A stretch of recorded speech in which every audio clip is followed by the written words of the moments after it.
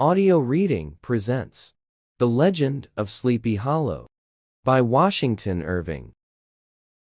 Found among the papers of the late Diedrich Knickerbocker.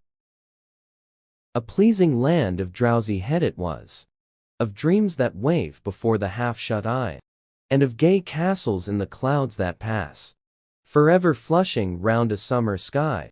Castle of Indolence. In the bosom of one of those spacious coves which indent the eastern shore of the Hudson, at that broad expansion of the river, denominated by the ancient Dutch navigators the Tappan Zee, and where they always prudently shortened sail and implored the protection of St. Nicholas when they crossed, there lies a small market town or rural port, which by some is called Greensburg, but which is more generally and properly known by the name of Tarry Town. This name was given, we are told, in former days, by the good housewives of the adjacent country, from the inveterate propensity of their husbands to linger about the village tavern on market days. Be that as it may, I do not vouch for the fact, but merely advert to it, for the sake of being precise and authentic. Not far from this village, perhaps about 2 miles, there is a little valley, or rather lap of land among high hills, which is one of the quietest places in the whole world. A small brook glides through it, with just murmur enough to lull one to repose, and the occasional whistle of a quail or tapping of a woodpecker is almost the only sound that ever breaks in upon the uniform tranquility. I recollect that, when a stripling, first exploit in squirrel shooting, was in a grove of tall walnut trees that shades one side of the valley, I had wandered into it at noontime, when all nature is peculiarly quiet, and was startled by the roar of my own gun, as it broke the Sabbath stillness around, and was prolonged and reverberated by the angry echoes. If ever I should wish for a retreat, whither I might steal from the world and its distractions, and dream quietly away, the remnant of a troubled life, I know of none more promising than this little valley. From the listless repose of the place, and the peculiar character of its inhabitants, who are descendants from the original Dutch settlers, this sequestered glen has long been known by the name of Sleepy Hollow, and its rustic lads are called the Sleepy Hollow Boys throughout all the neighboring country. A drowsy, dreamy influence seems to hang over the land, and to pervade the very atmosphere. Some say that the place was bewitched by a high German doctor during the early days of the settlement. Others, that an old Indian chief, the prophet or wizard of his tribe, held his powwows there before the country was discovered by Master Hendrik Hudson. Certain it is, the place still continues under the sway of some witching power that holds a spell over the minds of the good people, causing them to walk in a continual reverie. They are given to all kinds of marvelous beliefs, are subject to trances and visions, and frequently see strange sights, and hear music and voices in the air. The whole neighborhood abounds with local tales, haunted spots, and twilight superstitions. Stars shoot and meteors glare oftener across the valley than in any other part of the country, and the nightmare, with her whole ninfold, seems to make it the favorite scene of her gambols. The dominant spirit, however, that haunts this enchanted region, and seems to be commander-in-chief of all the powers of the air, is the apparition of a figure on horseback, without a head. It is said by some to be the ghost of a Hessian trooper, whose head had been carried away by a cannonball in some nameless battle during the Revolutionary War, and who is ever and anon seen by the country folk, hurrying along in the gloom of night, as if on the wings of the wind. His haunts are not confined to the valley, but extend at times to the adjacent roads, and especially to the vicinity of a church at no great distance. Indeed, certain of the most authentic historians of those parts, who have been careful in collecting and collating the floating facts concerning this specter, allege that the body of the trooper having been buried in the churchyard, the ghost rides forth to the scene of battle in nightly quest of his head, and that the rushing speed with which he sometimes passes along the hollow, like a midnight blast, is owing to his being belated, and in a hurry to get back to the churchyard before daybreak. Such is the general purport of this legendary superstition, which has furnished materials for many a wild story in that region of shadows. And the spectre is known at all the country firesides by the name of the Headless Horseman of Sleepy Hollow. It is remarkable that the visionary propensity I have mentioned is not confined to the native inhabitants of the valley, but is unconsciously imbibed by everyone who resides there for a time. However wide awake they may have been before they entered that sleepy region, they are sure, in a little time, to inhale the witching influence of the air, and begin to grow imaginative, to dream dreams, and see apparitions. I mention this peaceful spot with all possible laud, for it is in such little retired Dutch valleys, found here and there embosomed in the great state of New York, that population, manners, and customs remain fixed, while the great torrent of migration and improvement, which is making such incessant changes in other parts of this restless country, sweeps by them unobserved. They are like those little nooks of still water which border a rapid stream, where we may see the straw and bubble riding quietly at anchor, or slowly revolving in their mimic harbor, undisturbed by the rush of the passing current.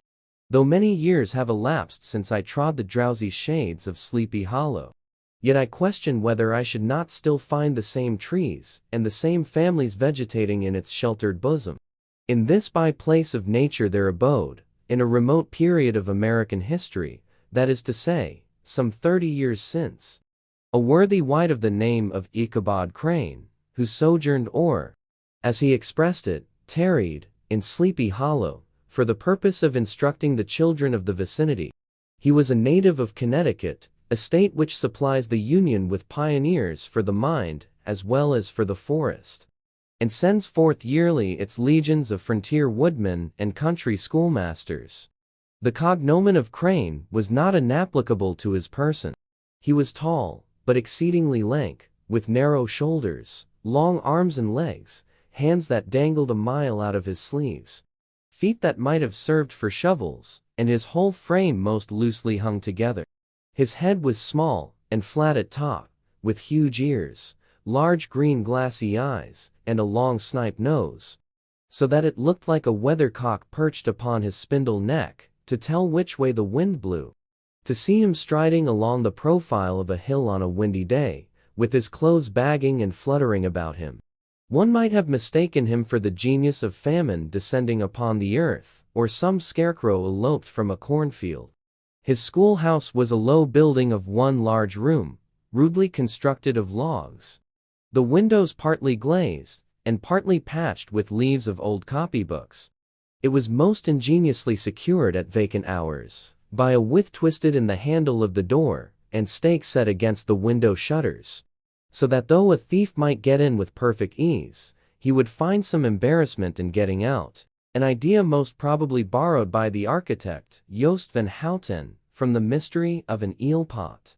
The schoolhouse stood in a rather lonely but pleasant situation, just at the foot of a woody hill, with a brook running close by, and a formidable birch tree growing at one end of it. From hence the low murmur of his pupils' voices, conning over their lessons, might be heard in a drowsy summer's day, like the hum of a beehive, interrupted now and then by the authoritative voice of the master, in the tone of menace or command, or, peradventure, by the appalling sound of the birch, as he urged some tardy loiterer along the flowery path of knowledge. Truth to say, he was a conscientious man, and ever bore in mind the golden maxim, spare the rod and spoil the child. Ichabod Crane's scholars certainly were not spoiled. I would not have it imagined, however, that he was one of those cruel potentates of the school, who joy in the smart of their subjects. On the contrary, he administered justice with discrimination rather than severity, taking the burden off the backs of the weak, and laying it on those of the strong. Your mere puny stripling, that winced at the least flourish of the rod, was passed by with indulgence. But the claims of justice were satisfied by inflicting a double portion on some little, tough, wrong-headed, broad-skirted Dutch urchin, who sulked and swelled and grew dogged and sullen beneath the birch. All this he called doing his duty by their parents.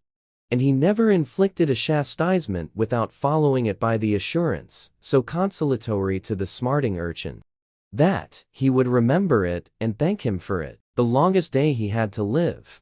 When school hours were over, he was even the companion and playmate of the larger boys.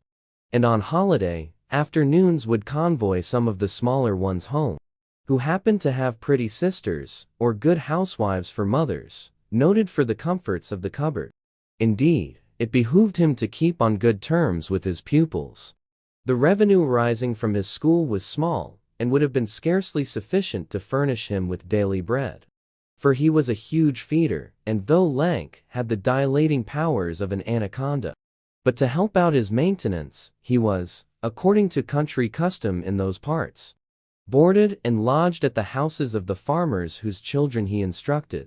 With these he lived successively a week at a time, thus going the rounds of the neighborhood, with all his worldly effects tied up in a cotton handkerchief, that all this might not be too onerous on the purses of his rustic patrons, who are apt to consider the costs of schooling a grievous burden, and schoolmasters as mere drones. He had various ways of rendering himself both useful and agreeable.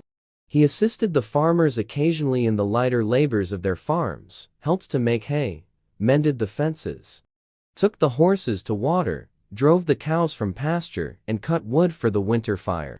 He laid aside, too, all the dominant dignity and absolute sway with which he lorded it in his little empire, the school, and became wonderfully gentle and ingratiating. He found favor in the eyes of the mothers by petting the children, particularly the youngest, and like the lion bold, which whilom so magnanimously the lamb did hold, he would sit with the child on one knee, and rock a cradle with his foot for whole hours together. In addition to his other vocations, he was the singing master of the neighborhood, and picked up many bright shillings by instructing the young folks in psalmody. It was a matter of no little vanity to him on Sundays to take his station in front of the church gallery with a band of chosen singers, where, in his own mind, he completely carried away the palm from the parson.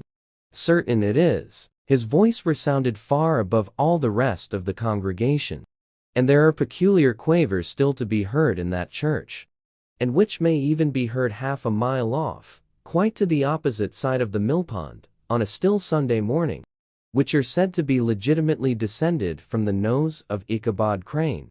Thus, by divers little makeshifts, in that ingenious way which is commonly denominated by hook and by crook, the worthy pedagogue got on tolerably enough, and was thought, by all who understood nothing of the labor of headwork, to have a wonderfully easy life of it.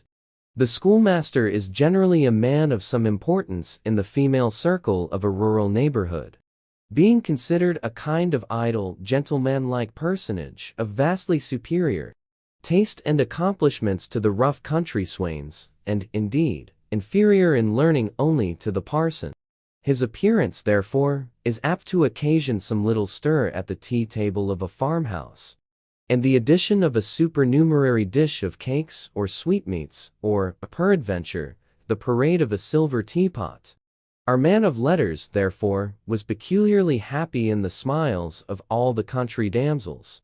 How he would figure among them in the churchyard, between services on Sundays, gathering grapes for them from the wild vines that overran the surrounding trees, reciting for their amusement all the epitaphs on the tombstones, or sauntering, with a whole bevy of them, along the banks of the adjacent millpond, while the more bashful country bumpkins hung sheepishly back, envying his superior elegance and address. From his half-itinerant life, also, he was a kind of traveling gazette, carrying the whole budget of local gossip from house to house, so that his appearance was always greeted with satisfaction. He was, moreover, esteemed by the women as a man of great erudition, for he had read several books quite through, and was a perfect master of Cotton Mather's History of New England Witchcraft, in which, by the way, he most firmly and potently believed. He was, in fact, an odd mixture of small shrewdness and simple credulity.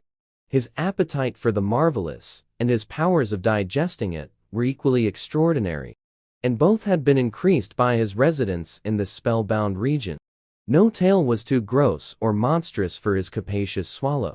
It was often his delight, after his school was dismissed in the afternoon, to stretch himself on the rich bed of clover bordering the little brook that whimpered by his schoolhouse, and there con over old Mather's direful tales, until the gathering dusk of evening made the printed page a mere mist before his eyes. Then, as he wended his way by swamp and stream and awful woodland, to the farmhouse where he happened to be quartered, every sound of nature, at that witching hour, fluttered his excited imagination, the moan of the whip-poor-will from the hillside, the boding cry of the tree-toad, that harbinger of storm, the dreary hooting of the screech-owl, or the sudden rustling in the thicket of birds frightened from their roost. The fireflies, too, which sparkled most vividly in the darkest places, now and then startled him, as one of uncommon brightness would stream across his path.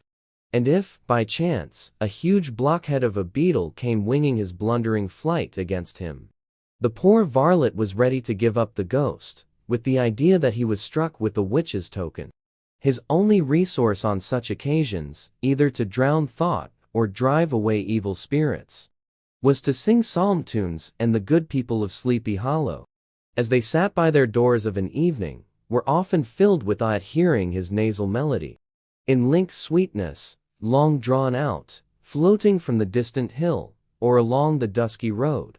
Another of his sources of fearful pleasure was to pass long winter evenings with the old Dutch wives, as they sat spinning by the fire, with a row of apples roasting and spluttering along the hearth, and listen to their marvelous tales of ghosts and goblins, and haunted fields, and haunted brooks, and haunted bridges, and haunted houses, and particularly of the Headless Horseman, or Galloping Hessian of the Hollow, as they sometimes called him.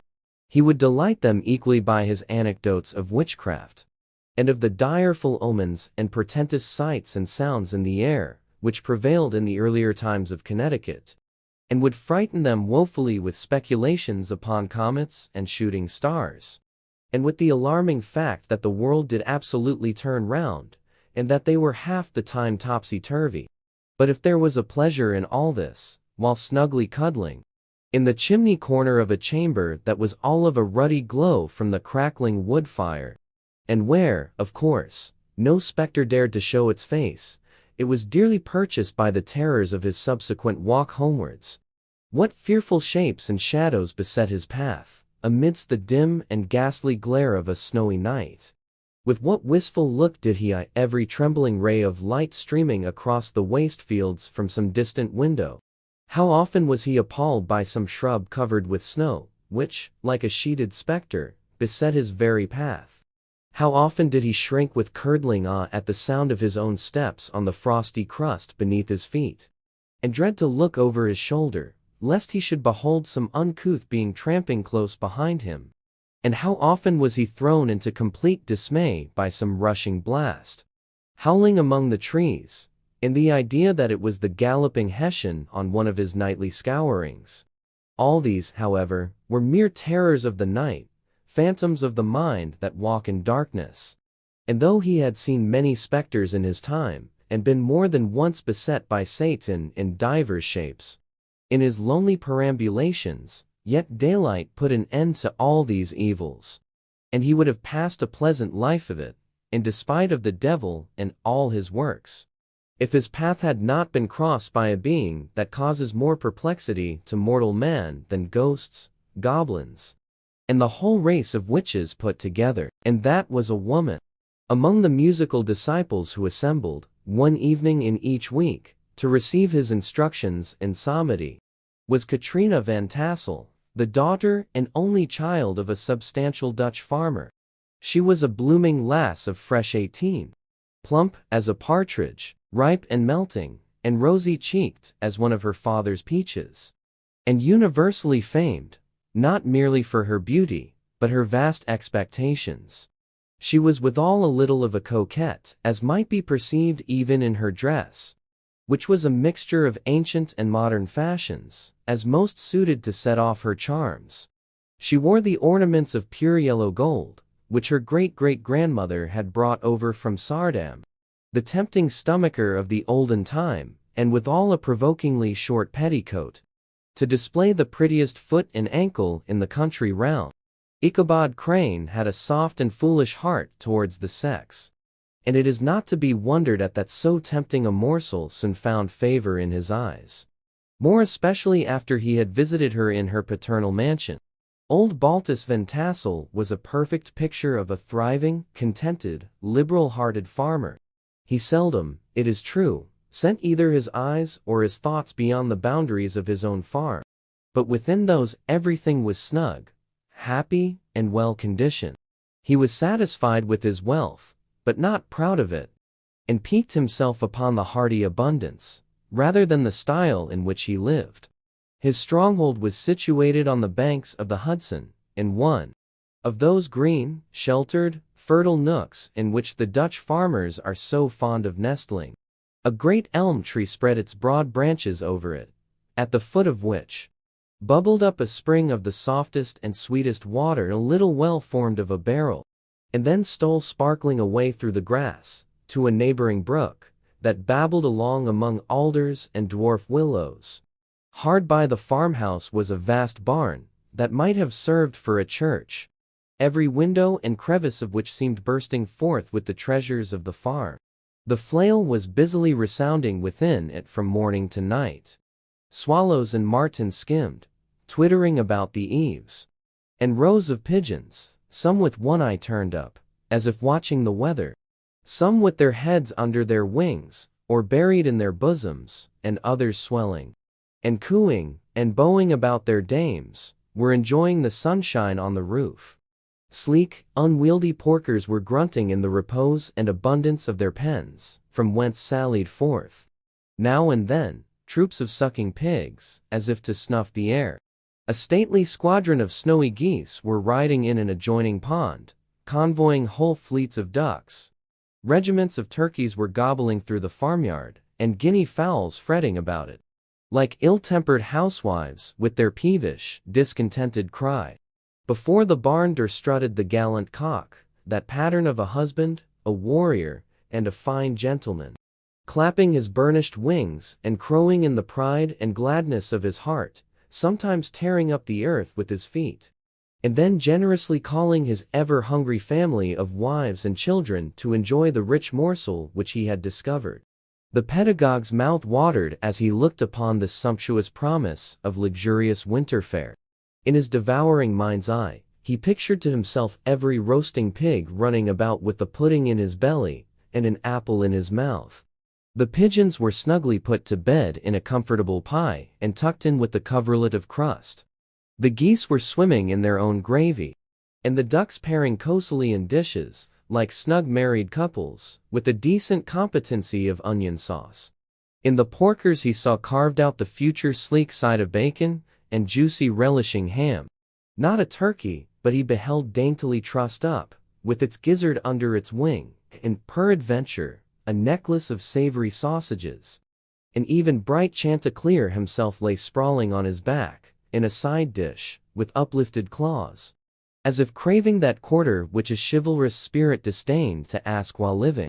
As the enraptured Ichabod fancied all this, and as he rolled his great green eyes over the fat meadowlands, the rich fields of wheat, of rye, of buckwheat, and Indian corn, and the orchards burdened with ruddy fruit, which surrounded the warm tenement of Van Tassel, his heart yearned after the damsel who was to inherit these domains, and his imagination expanded with the idea how they might be readily turned into cash, and the money invested in immense tracts of wild land, and shingle palaces in the wilderness. Nay, his busy fancy already realized his hopes, and presented to him the blooming Katrina, with the whole family of children, mounted on the top of a wagon loaded with household trumpery, with pots and kettles dangling beneath. And he beheld himself bestriding a pacing mare, with a colt at her heels, setting out for Kentucky, Tennessee, or the Lord knows where. When he entered the house, the conquest of his heart was complete. It was one of those spacious farmhouses, with high-ridged but lowly sloping roofs, built in the style handed down from the first Dutch settlers. the low projecting eaves forming a piazza along the front, capable of being closed up in bad weather. Under this were hung flails, harness, various utensils of husbandry, and nets for fishing in the neighboring river. Benches were built along the sides for summer use, and a great spinning wheel at one end, and a churn at the other, showed the various uses to which this important porch might be devoted. From this piazza the wondering Ichabod entered the hall, which formed the center of the mansion, and the place of usual residence. Here rows of resplendent pewter ranged on a long dresser, dazzled his eyes. In one corner stood a huge bag of wool, ready to be spun. In another, a quantity of linsey-woolsey, just from the loom. Ears of Indian corn, and strings of dried apples and peaches, hung in gay festoons along the walls, mingled with the gaud of red peppers. And a door left ajar gave him a peep into the best parlor, where the claw-footed chairs and dark mahogany tables shone like mirrors. Andirons, with their accompanying shovel and tongs, glistened from their covert of asparagus tops. Mock oranges and conch shells decorated the mantelpiece. Strings of various colored birds' eggs were suspended above it. A great ostrich egg was hung from the center of the room, and a corner cupboard, knowingly left open, displayed immense treasures of old silver and well-mended china. From the moment Ichabod laid his eyes upon these regions of delight, the peace of his mind was at an end, and his only study was how to gain the affections of the peerless daughter of Van Tassel.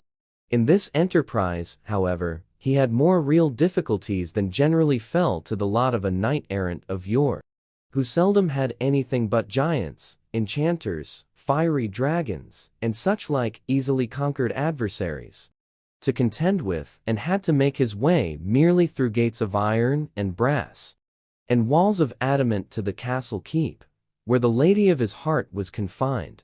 All which he achieved as easily as a man would carve his way to the center of a Christmas pie. And then the lady gave him her hand as a matter of course. Ichabod, on the contrary, had to win his way to the heart of a country coquette, beset with a labyrinth of whims and caprices, which were forever presenting new difficulties and impediments.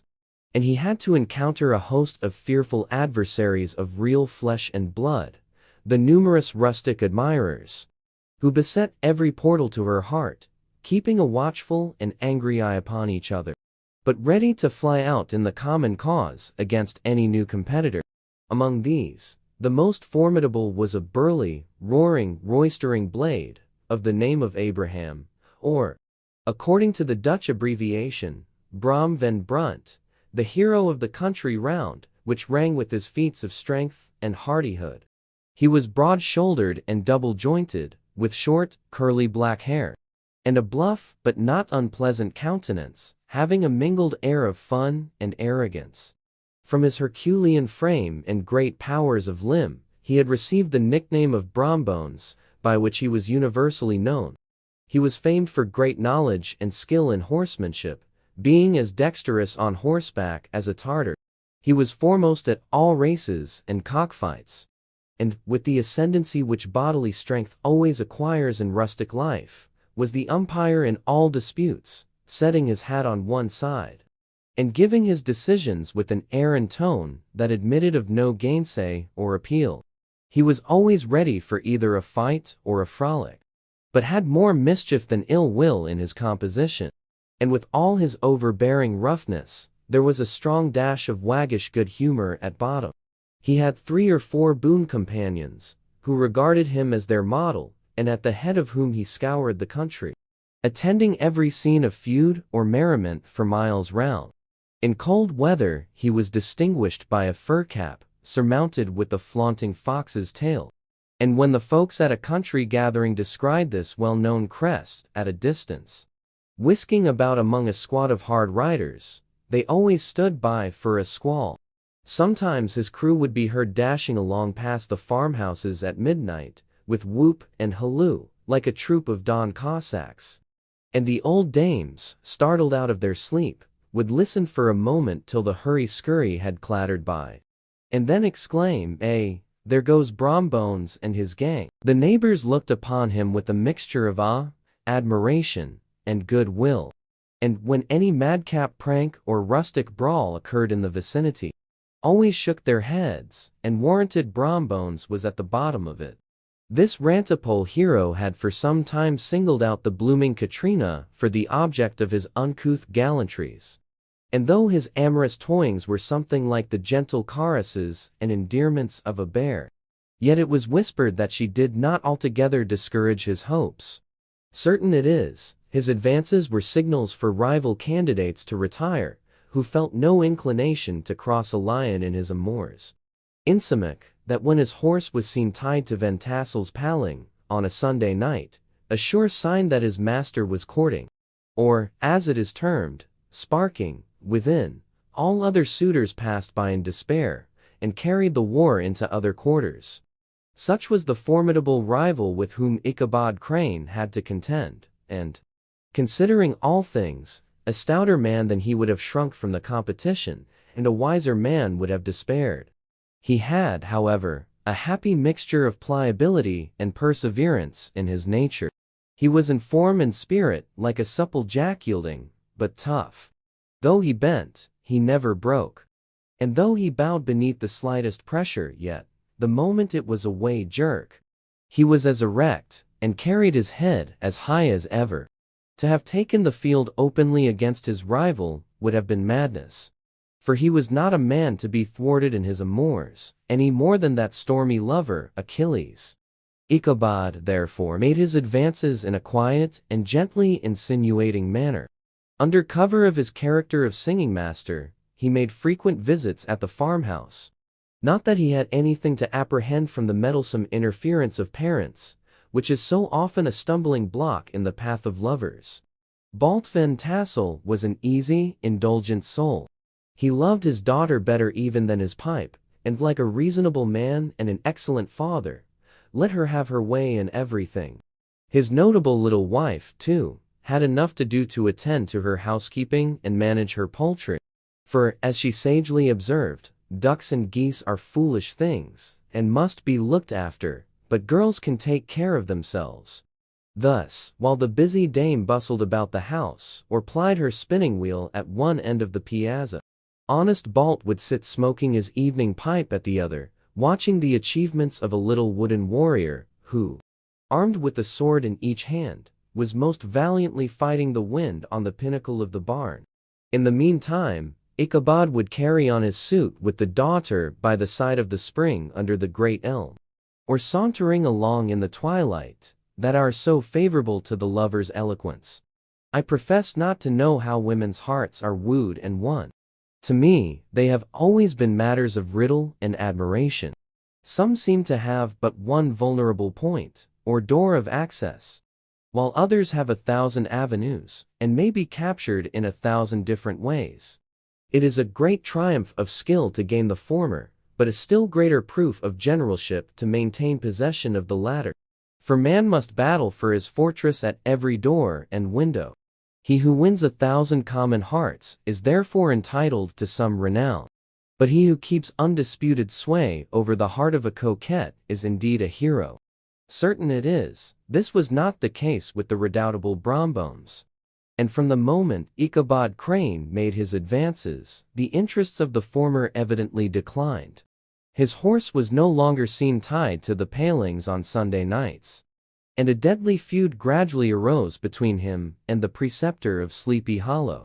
Brom, who had a degree of rough chivalry in his nature, would fain have carried matters to open warfare, and have settled their pretensions to the lay, according to the mode of those most concise and simple reasoners, the knights-errant of yore, by single combat. But Ichabod was too conscious of the superior might of his adversary to enter the lists against him. He had overheard a boast of Bones, that he would double the schoolmaster up, and lay him on a shelf of his own schoolhouse. And he was too wary to give him an opportunity. There was something extremely provoking in this obstinately pacific system. It left Brom no alternative, but to draw upon the funds of rustic waggery in his disposition, and to play off boorish practical jokes upon his rival. Ichabod became the object of whimsical persecution to Bones and his gang of rough riders. They harried his hitherto peaceful domains. smoked out his singing school by stopping up the chimney, broke into the schoolhouse at night, in spite of its formidable fastenings of width and window stakes, and turned everything topsy-turvy, so that the poor schoolmaster began to think all the witches in the country held their meetings there. But what was still more annoying, Brom took all opportunities of turning him into ridicule in presence of his mistress, and had a scoundrel dog, whom he taught to whine in the most ludicrous manner, and introduced as a rival of Ichabod's to instruct her in psalmody. In this way matters went on for some time, without producing any material effect on the relative situations of the contending powers. On a fine autumnal afternoon, Ichabod, in pensive mood, sat enthroned on the lofty stool from whence he usually watched all the concerns of his little literary realm. In his hand he swayed a ferule, that scepter of despotic power. The birch of justice reposed on 3 nails behind the throne, a constant terror to evil-doers, while on the desk before him might be seen sundry contraband articles and prohibited weapons, detected upon the persons of idle urchins, such as half-munched apples, pop-guns, whirligigs, fly-cages, and whole legions of rampant little paper gamecocks.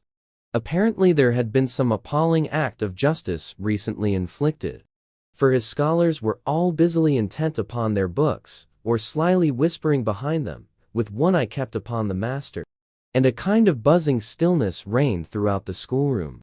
It was suddenly interrupted by the appearance of a negro in tow-cloth jacket and trousers, a round, crowned fragment of a hat, like the cap of Mercury, and mounted on the back of a ragged, wild, half-broken colt, which he managed with a rope by way of halter. He came clattering up to the school door with an invitation to Ichabod to attend a merry-making, or quilting frolic, to be held that evening at Minervan Tassels. And having delivered his message with that air of importance and effort at fine language which a negro is apt to display on petty embassies of the kind, he dashed over the brook, and was seen scampering away up the hollow, full of the importance and hurry of his mission. All was now bustle and hubbub in the late, quiet schoolroom. The scholars were hurried through their lessons without stopping at trifles. Those who were nimble skipped over half with impunity, and those who were tardy had a smart application, now and then in the rear, to quicken their speed or help them over a tall word. Books were flung aside without being put away on the shelves, inkstands were overturned, benches thrown down, and the whole school was turned loose an hour before the usual time, bursting forth like a legion of young imps, yelping and racketing about the green in joy at their early emancipation. The gallant Ichabod now spent at least an extra half-hour at his toilet, brushing and furbishing up his best, and indeed, only suit of rusty black, and arranging his locks by a bit of broken looking-glass that hung up in the schoolhouse, that he might make his appearance before his mistress in the true style of a cavalier. He borrowed a horse from the farmer with whom he was domiciliated, a choleric old Dutchman of the name of Hans van Ripper, and thus gallantly mounted, issued forth like a knight-errant in quest of adventures. But it is meet I should, in the true spirit of romantic story, give some account of the looks and equipments of my hero and his steed. The animal he bestrode was a broken-down plough horse, that had outlived almost everything but its viciousness. He was gaunt and shagged, with a ewe-neck, and a head like a hammer. His rusty mane and tail were tangled and knotted with burrs. One eye had lost its pupil, and was glaring and spectral, but the other had the gleam of a genuine devil in it. Still, he must have had fire and metal in his day, if we may judge from the name he bore of gunpowder. He had, in fact, been a favorite steed of his master's, the choleric Van Ripper, who was a furious rider, and had infused, very probably, some of his own spirit into the animal. For, old and broken down as he looked, there was more of the lurking devil in him than in any young filly in the country. Ichabod was a suitable figure for such a steed. He rode with short stirrups, which brought his knees nearly up to the pommel of the saddle. His sharp elbows stuck out like grasshoppers. He carried his whip perpendicularly in his hand, like a scepter, and as his horse jogged on, the motion of his arms was not unlike the flapping of a pair of wings. A small wool hat rested on the top of his nose, for so his scanty strip of forehead might be called, and the skirts of his black coat fluttered out almost to the horse's tail. Such was the appearance of Ichabod and his steed as they shambled out of the gate of Hans van Ripper, and it was altogether such an apparition as is seldom to be met with in broad daylight. It was, as I have said, a fine autumnal day. The sky was clear and serene, and nature wore that rich and golden livery which we always associate with the idea of abundance. The forests had put on their sober brown and yellow, while some trees of the tenderer kind had been nipped by the frosts into brilliant dyes of orange, purple, and scarlet. Streaming files of wild ducks began to make their appearance high in the air. The bark of the squirrel might be heard from the groves of beech and hickory nuts, and the pensive whistle of the quail at intervals from the neighboring stubble field. The small birds were taking their farewell banquets. In the fullness of their revelry, they fluttered, chirping and frolicking from bush to bush, and tree to tree, capricious from the very profusion and variety around them. There was the honest cock-robin, the favorite game of stripling sportsmen, with its loud, querulous note, and the twittering blackbirds flying in sable clouds, and the golden-winged woodpecker, with his crimson crest, his broad black gorget and splendid plumage, and the cedar bird, with its red-tipped wings and yellow-tipped tail, and its little Montero cap of feathers, and the blue jay, that noisy coxcomb, in his gay light blue coat and white underclothes, screaming and chattering, nodding and bobbing and bowing, and pretending to be on good terms with every songster of the grove. As Ichabod jogged slowly on his way, his eye, ever open to every symptom of culinary abundance, ranged with delight over the treasures of jolly autumn. On all sides he beheld vast store of apples, some hanging in oppressive opulence on the trees, some gathered into baskets and barrels for the market, others heaped up in rich piles for the cider press. Farther on he beheld great fields of Indian corn, with its golden ears peeping from their leafy coverts, and holding out the promise of cakes and hasty pudding, and the yellow pumpkins lying beneath them, turning up their fair round bellies to the sun, and giving ample prospects of the most luxurious of pies. And anon he passed the fragrant buckwheat fields, breathing the odor of the beehive, and as he beheld them, soft anticipation stole over his mind of dainty slapjacks, well buttered, and garnished with honey or treacle, by the delicate little dimpled hand of Katrina Van Tassel, thus feeding his mind with many sweet thoughts and sugared suppositions. He journeyed along the sides of a range of hills which look out upon some of the goodliest scenes of the mighty Hudson. The sun gradually wheeled his broad disk down in the west. The wide bosom of the Tappan Zee lay motionless and glassy, excepting that here and there a gentle undulation waved and prolonged the blue shadow of the distant mountain. A few amber clouds floated in the sky, without a breath of air to move them. The horizon was of a fine golden tint, changing gradually into a pure apple green, and from that into the deep blue of the mid-heaven. A slanting ray lingered on the woody crests of the precipices that overhung some parts of the river, giving greater depth to the dark gray and purple of their rocky sides. A sloop was loitering in the distance, dropping slowly down with the tide, her sail hanging uselessly against the mast. And as the reflection of the sky gleamed along the still water, it seemed as if the vessel was suspended in the air. It was toward evening that Ichabod arrived at the castle of the Heer Van Tassel, which he found thronged with the pride and flower of the adjacent country. Old farmers, a spare, leathern-faced race, in homespun coats and breeches, blue stockings, huge shoes, and magnificent pewter buckles. Their brisk, withered little dames, in close-crimped caps, long-waisted short gowns, homespun petticoats, with scissors and pincushions, and gay calico pockets hanging on the outside. Buxom lasses, almost as antiquated as their mothers, excepting where a straw hat, a fine ribbon, or perhaps a white frock, gave symptoms of city innovation. The sons, in short, square-skirted coats, with rows of stupendous brass buttons, and their hair generally queued in the fashion of the times, especially if they could procure an eel-skin for the purpose, it being esteemed throughout the country as a potent nourisher and strengthener of the hair. Brom Bones, however, was the hero of the scene, having come to the gathering on his favorite steed, Daredevil, a creature like himself, full of mettle and mischief, and which no one but himself could manage. He was, in fact, noted for preferring vicious animals, given to all kinds of tricks which kept the rider in constant risk of his neck. For he held a tractable, well-broken horse as unworthy of a lad of spirit. Fain would I pause to dwell upon the world of charms that burst upon the enraptured gaze of my hero, as he entered the state parlor of Van Tassel's mansion. Not those of the bevy of buxom lasses, with their luxurious display of red and white, but the ample charms of a genuine Dutch country tea-table, in the sumptuous time of autumn. Such heaped-up platters of cakes of various and almost indescribable kinds, known only to experienced Dutch housewives. There was the doughty donut, the tender olie koek, and the crisp and crumbling cruller. Sweet cakes and short cakes, ginger cakes and honey cakes, and the whole family of cakes. And then there were apple pies, and peach pies, and pumpkin pies, besides slices of ham and smoked beef.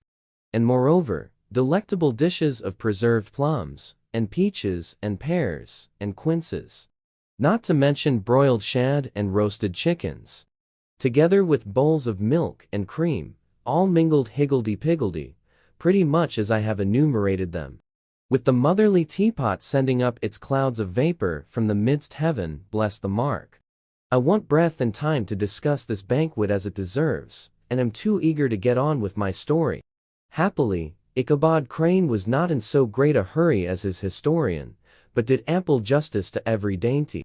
He was a kind and thankful creature, whose heart dilated in proportion as his skin was filled with good cheer, and whose spirits rose with and as some men's do with drink. He could not help to, rolling his large eyes round him as he ate, and chuckling with the possibility that he might one day be lord of all this scene of almost unimaginable luxury and splendor. Then, he thought, how soon he'd turn his back upon the old schoolhouse, snap his fingers in the face of Hans van Ripper and every other niggardly patron, and kick any itinerant pedagogue out of doors that should dare to call him comrade. Old Baltus Van Tassel moved about among his guests with a face dilated with content and good humor, round and jolly as the harvest moon. His hospitable attentions were brief, but expressive, being confined to a shake of the hand, a slap on the shoulder, a loud laugh, and a pressing invitation to fall to and help themselves. And now the sound of the music from the common room or hall, summoned to the dance. The musician was an old, gray-headed Negro, who had been the itinerant orchestra of the neighborhood for more than half a century. His instrument was as old and battered as himself. The greater part of the time he scraped on 2 or 3 strings, accompanying every movement of the bow with a motion of the head, bowing almost to the ground, and stamping with his foot whenever a fresh couple were to start. Ichabod prided himself upon his dancing as much as upon his vocal powers. Not a limb, not a fiber about him was idle, and to have seen his loosely hung frame in full motion, and clattering about the room, you would have thought St. Vitus himself, that blessed patron of the dance, was figuring before you in person. He was the admiration of all the Negroes, who, having gathered, of all ages and sizes, from the farm and the neighborhood, stood forming a pyramid of shining black faces at every door and window, gazing with delight at the scene, rolling their white eyeballs, and showing grinning rows of ivory from ear to ear. How could the flogger of urchins be otherwise than animated and joyous? The lady of his heart was his partner in the dance, and smiling graciously in reply to all his amorous oglings, while Brom Bones, sorely smitten with love and jealousy, sat brooding by himself in one corner. When the dance was at an end, Ichabod was attracted to a knot of the Sager folks, who, with old Van Tassel, sat smoking at one end of the piazza, gossiping over former times, and drawing out long stories about the war. This neighborhood, at the time of which I am speaking, was one of those highly favored places which abound with chronicle and great men. The British and American line had run near it during the war. It had, therefore, been the scene of marauding, and infested with refugees, cowboys, and all kinds of border chivalry. Just sufficient time had elapsed to enable each storyteller to dress up his tale with a little becoming fiction, and in the indistinctness of his recollection to make himself the hero of every exploit. There was the story of Doffue Martle, a large, blue-bearded Dutchman, who had nearly taken a British frigate with an old iron 9-pounder from a mud breastwork, only that his gun burst at the 6th discharge. And there was an old gentleman, who shall be nameless, being too rich a manner to be lightly mentioned, who, in the Battle of White Plains, being an excellent master of defense, parried a musket ball with a small sword, insomuch that he absolutely felt it whiz round the blade, and glance off at the hilt, in proof of which he was ready at any time to show the sword, with the hilt a little bent. There were several more that had been equally great in the field, not one of whom but was persuaded that he had a considerable hand in bringing the war to a happy termination. But all these were nothing to the tales of ghosts and apparitions that succeeded. The neighborhood is rich in legendary treasures of the kind. Local tales and superstitions thrive best in these sheltered, long-settled retreats, but are trampled underfoot by the shifting throng that forms the population of most of our country places. Besides, there is no encouragement for ghosts in most of our villages, for they have scarcely had time to finish their first nap and turn themselves in their graves before their surviving friends have traveled away from the neighborhood, so that when they turn out at night to walk their rounds, they have no acquaintance left to call upon. This is perhaps the reason why we so seldom hear of ghosts except in our long-established Dutch communities. The immediate cause, however, of the prevalence of supernatural stories in these parts was doubtless owing to the vicinity of Sleepy Hollow. There was a contagion in the very air that blew from that haunted region. It breathed forth an atmosphere of dreams and fancies, infecting all the land. Several of the Sleepy Hollow people were present at Van Tassel's and, as usual, were doling out their wild and wonderful legends.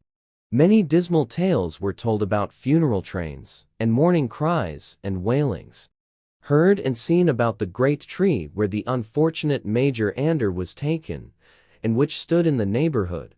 Some mention was made also of the woman in white, that haunted the dark glen at Raven Rock, and was often heard to shriek on winter nights before a storm, having perished there in the snow. The chief part of the stories, however, turned upon the favorite specter of Sleepy Hollow, the Headless Horseman, who had been heard several times of late, patrolling the country, and it was said, tethered his horse nightly among the graves in the churchyard. The sequestered situation of this church seems always to have made it a favorite haunt of troubled spirits. It stands on a knoll, surrounded by locust trees and lofty elms, from among which its decent, whitewashed walls shine modestly forth, like Christian purity beaming through the shades of retirement. A gentle slope descends from it to a silver sheet of water, bordered by high trees, between which peeps may be caught at the blue hills of the Hudson. To look upon its grass-grown yard, where the sunbeams seem to sleep so quietly, one would think that there at least the dead might rest in peace. On one side of the church extends a wide woody dell, along which raves a large brook among broken rocks and trunks of fallen trees. Over a deep black part of the stream not far from the church was formerly thrown a wooden bridge. The road that led to it, and the bridge itself, were thickly shaded by overhanging trees, which cast a gloom about it, even in the daytime, but occasioned a fearful darkness at night. Such was one of the favorite haunts of the Headless Horseman, and the place where he was most frequently encountered. The tale was told of old Brouwer, a most heretical disbeliever in ghosts, how he met the horseman returning from his foray into Sleepy Hollow, and was obliged to get up behind him, how they galloped over bush and brake, over hill and swamp, until they reached the bridge, when the horseman suddenly turned into a skeleton, threw old Brower into the brook, and sprang away over the treetops with a clap of thunder. This story was immediately matched by a thrice marvelous adventure of Brombones, who made light of the galloping Hessian as an errant jockey.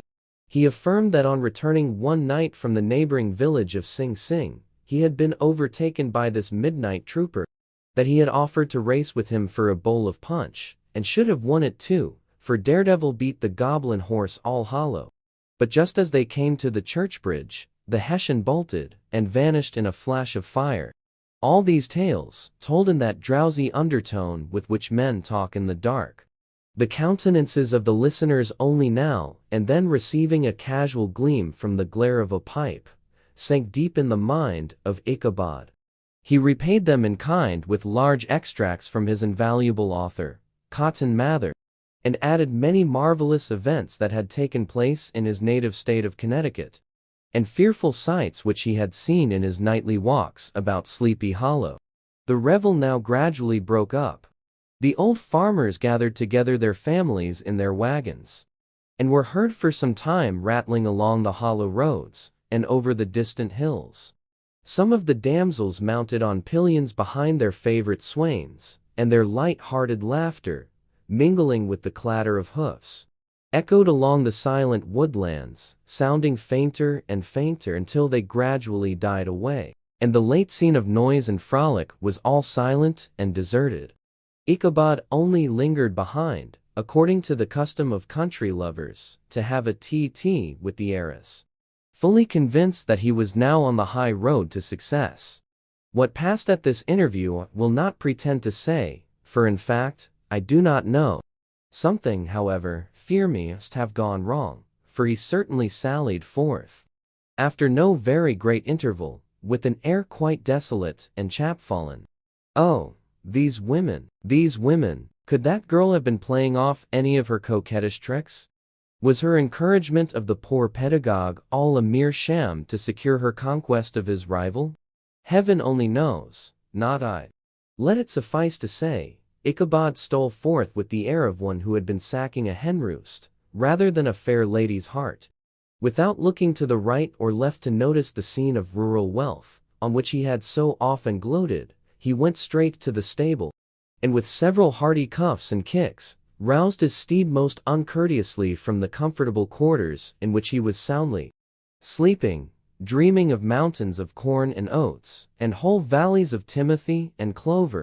It was the very witching time of night that Ichabod, heavy-hearted and crestfallen, pursued his travels homewards, along the sides of the lofty hills which rise above Tarrytown, and which he had traversed so cheerily in the afternoon. The hour was as dismal as himself. Far below him, the Tappan Zee spread its dusky and indistinct waste of waters, with here and there the tall mast of a sloop, riding quietly at anchor under the land. In the dead hush of midnight, he could even hear the barking of the watchdog from the opposite shore of the Hudson. But it was so vague and faint as only to give an idea of his distance from this faithful companion of man. Now and then, too, the long-drawn crowing of a cock, accidentally awakened, would sound far, far off, from some farmhouse away among the hills, but it was like a dreaming sound in his ear. No signs of life occurred near him, but occasionally the melancholy chirp of a cricket, or perhaps the guttural twang of a bullfrog from a neighboring marsh, as if sleeping uncomfortably and turning suddenly in his bed. All the stories of ghosts and goblins that he had heard in the afternoon now came crowding upon his recollection. The night grew darker and darker. The stars seemed to sink deeper in the sky, and driving clouds occasionally hid them from his sight. He had never felt so lonely and dismal. He was, moreover, approaching the very place where many of the scenes of the ghost stories had been laid. In the center of the road stood an enormous tulip tree, which towered like a giant above all the other trees of the neighborhood and formed a kind of landmark. Its limbs were gnarled and fantastic, large enough to form trunks for ordinary trees, twisting down almost to the earth and rising again into the air. It was connected with the tragical story of the unfortunate Ander who had been taken prisoner hard by, and was universally known by the name of Major Anders tree. The common people regarded it with a mixture of respect and superstition, partly out of sympathy for the fate of its ill-starred namesake, and partly from the tales of strange sights and doleful lamentations told concerning it. As Ichabod approached this fearful tree, he began to whistle. He thought his whistle was answered. It was but a blast, sweeping sharply through the dry branches. As he approached a little nearer, he thought he saw something white hanging in the midst of the tree. He paused and ceased whistling, but, on looking more narrowly, perceived that it was a place where the tree had been scathed by lightning, and the white wood laid bare. Suddenly, he heard a groan, his teeth chattered, and his knees smote against the saddle. It was but the rubbing of one huge bough upon another, as they were swayed about by the breeze. He passed the tree in safety, but new perils lay before him. About 200 yards from the tree, small brook crossed the road, and ran into a marshy and thickly wooded glen, known by the name of Wiley's Swamp. A few rough logs, laid side by side, served for a bridge over the stream.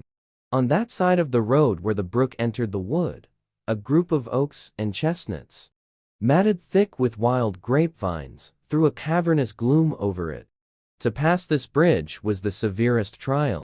It was at this identical spot that the unfortunate Ander was captured, and, under the covert of those chestnuts and vines, were the sturdy yeomen concealed who surprised him. This has ever since been considered a haunted stream, and fearful are the feelings of the schoolboy who has to pass it alone after dark. As he approached the stream, his heart began to thump. He summoned up, however, all his resolution, gave his horse half a score of kicks in the ribs, and attempted to dash briskly across the bridge. But instead of starting forward, the perverse old animal made a lateral movement, and ran broadside against the fence. Ichabod, whose fears increased with the delay, jerked the reins on the other side, and kicked lustily with the contrary foot. It was all in vain. His steed started, it is true, but it was only to plunge to the opposite side of the road into a thicket of brambles and alder bushes. The schoolmaster now bestowed both whip and heel upon the starveling ribs of old Gunpowder, who dashed forward, snuffling and snorting, but came to a stand just by the bridge, with a suddenness that had nearly sent his rider sprawling over his head. Just at this moment, a plashy tramp by the side of the bridge caught the sensitive ear of Ichabod. In the dark shadow of the grove, on the margin of the brook, he beheld something huge, misshapen, and towering. It stirred not, but seemed gathered up in the gloom, like some gigantic monster ready to spring upon the traveler. The hair of the affrighted pedagogue rose upon his head with terror. What was to be done? To turn and fly was now too late. And besides, what chance was there of escaping ghost or goblin, if such it was, which could ride upon the wings of the wind? Summoning up, therefore, a show of courage, he demanded in stammering accents, "Who are you?" He received no reply. He repeated his demand in a still more agitated voice. Still, there was no answer. Once more he cudgeled the sides of the inflexible Gunpowder, and, shutting his eyes, broke forth with involuntary fervor into a psalm tune. Just then, the shadowy object of alarm put itself in motion, and with a scramble and a bound stood at once in the middle of the road. Though the night was dark and dismal, yet the form of the unknown might now in some degree be ascertained. He appeared to be a horseman of large dimensions, and mounted on a black horse of powerful frame. He made no offer of molestation or sociability, but kept aloof on one side of the road, jogging along on the blind side of old Gunpowder, who had now got over his fright and waywardness. Ichabod, who had no relish for the strange midnight companion, and bethought himself of the adventure of Brombones with the galloping Hessian, now quickened his steed in hopes of leaving him behind. The stranger, however, quickened his horse to an equal pace. Ichabod pulled up, and fell into a walk, thinking to lag behind. The other did the same. His heart began to sink within him. He endeavored to resume his psalm tune, but his parched tongue clove to the roof of his mouth, and he could not utter a stave. There was something in the moody and dogged silence of this pertinacious companion that was mysterious and appalling. It was soon fearfully accounted for. On mounting a rising ground, which brought the figure of his fellow traveler in relief against the sky, gigantic in height, and muffled in a cloak, Ichabod was horror-struck on perceiving that he was headless.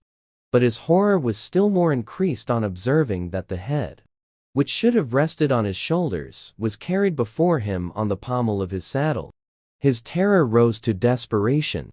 He rained a shower of kicks and blows upon Gunpowder, hoping by a sudden movement to give his companion the slip. But the spectre started full jump with him. Away, then, they dashed through thick and thin, stones flying and sparks flashing at every bound. Ichabod's flimsy garments fluttered in the air as he stretched his long, lank body away over his horse's head, in the eagerness of his flight. They had now reached the road which turns off to Sleepy Hollow. But Gunpowder, who seemed possessed with the demon, instead of keeping up it, made an opposite turn, and plunged headlong downhill to the left. This road leads through a sandy hollow, shaded by trees, for about a quarter of a mile, where it crosses the bridge famous in Goblin story. And just beyond swells the green knoll on which stands the whitewashed church. As yet, the panic of the steed had given his unskillful rider an apparent advantage in the chase. But just as he had got halfway through the hollow, the girths of the saddle gave way, and he felt it slipping from under him. He seized it by the pommel, and endeavored to hold it firm, but in vain, and had just time to save himself by clasping old Gunpowder round the neck, when the saddle fell to the earth, and he heard it trampled underfoot by his pursuer. For a moment the terror of Hans Van Ripper's wrath passed across his mind, for it was his Sunday saddle. But this was no time for petty fears. The goblin was hard on his haunches. And unskillful rider that he was, he had much ado to maintain his seat, sometimes slipping on one side, sometimes on another, and sometimes jolted on the high ridge of his horse's backbone, with a violence that he verily feared would cleave him asunder. An opening in the trees now cheered him with the hopes that the church bridge was at hand. The wavering reflection of a silver star in the bosom of the brook told him that he was not mistaken. He saw the walls of the church dimly glaring under the trees beyond. He recollected the place where Brombones's ghostly competitor had disappeared. "If I can but reach that bridge," thought Ichabod, "I am safe." Just then, he heard the black steed panting and blowing close behind him. He even fancied that he felt his hot breath. Another convulsive kick in the ribs, and old Gunpowder sprang upon the bridge. He thundered over the resounding planks. He gained the opposite side. And now Ichabod cast a look behind to see if his pursuer should vanish, according to rule, in a flash of fire and brimstone. Just then, he saw the goblin rising in his stirrups, and in the very act of hurling his head at him. Ichabod endeavored to dodge the horrible missile, but too late. It encountered his cranium with a tremendous crash. He was tumbled headlong into the dust.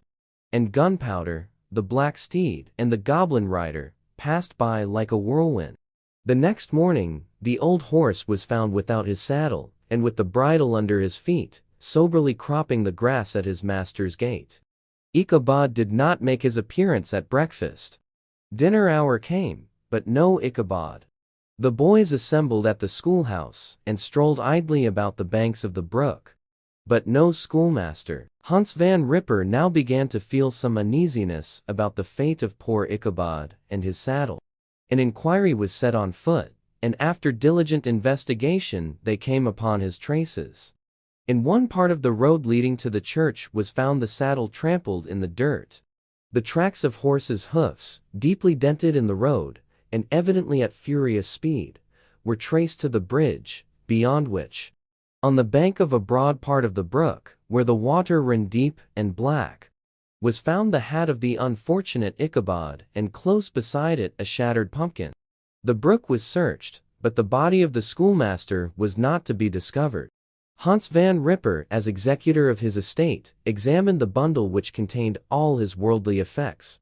They consisted of 2 shirts and a half, 2 stocks for the neck, a pair or 2 of worsted stockings, an old pair of corduroy small clothes, a rusty razor, a book of psalm tunes full of dog's ears, and a broken pitch pipe. As to the books and furniture of the schoolhouse, they belonged to the community, excepting Cotton Mather's History of Witchcraft, a New England almanac, and a book of dreams and fortune-telling, in which last was a sheet of foolscap, much scribbled and blotted, in several fruitless attempts to make a copy of verses in honor of the heiress of Van Tassel. These magic books and the poetic scrawl were forthwith consigned to the flames by Hans van Ripper, who, from that time forward, determined to send his children no more to school, observing that he never knew any good come of the same reading and writing. Whatever money the schoolmaster possessed, and he had received his quarter's pay but a day or 2 before, he must have had about his person at the time of his disappearance. The mysterious event caused much speculation at the church. On the following Sunday, knots of gazers and gossips were collected in the churchyard, at the bridge, and at the spot where the hat and pumpkin had been found. The stories of Brouwer of Bones, and a whole budget of others were called to mind. And when they had diligently considered them all, and compared them with the symptoms of the present case, they shook their heads, and came to the conclusion that Ichabod had been carried off by the galloping Hessian. As he was a bachelor, and in nobody's debt, nobody troubled his head any more about him. The school was removed to a different quarter of the hollow, and another pedagogue reigned in his stead. It is true, an old farmer, who had been down to New York on a visit several years after, and from whom this account of the ghostly adventure was received, brought home the intelligence that Ichabod Crane was still alive, that he had left the neighborhood partly through fear of the goblin and Hans van Ripper, and partly in mortification at having been suddenly dismissed by the heiress, that he had changed his quarters to a distant part of the country, had kept school and studied law at the same time, had been admitted to the bar, turned politician, electioneered, written for the newspapers, and finally had been made a justice of the 10-pound court.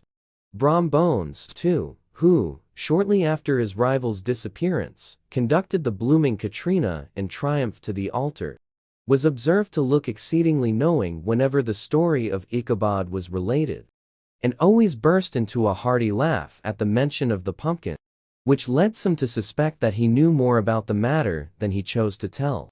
The old country wives, however, who were the best judges of these matters, maintain to this day that Ichabod was spirited away by supernatural means, and it is a favorite story often told about the neighborhood round the winter evening fire.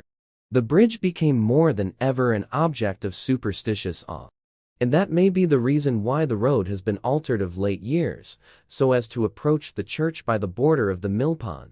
The schoolhouse, being deserted, soon fell to decay, and was reported to be haunted by the ghost of the unfortunate pedagogue, and the ploughboy, loitering homeward of a still summer evening, has often fancied his voice at a distance, chanting a melancholy psalm tune among the tranquil solitudes of Sleepy Hollow. Postscript. Found in the handwriting of Mr. Knickerbocker.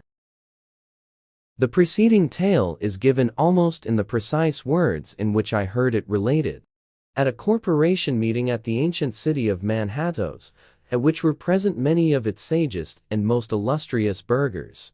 The narrator was a pleasant, shabby, gentlemanly old fellow, in pepper and salt clothes, with a sadly humorous face, and one whom I strongly suspected of being poor, he made such efforts to be entertaining. When his story was concluded, there was much laughter and approbation, particularly from 2 or 3 deputy aldermen who had been asleep the greater part of the time.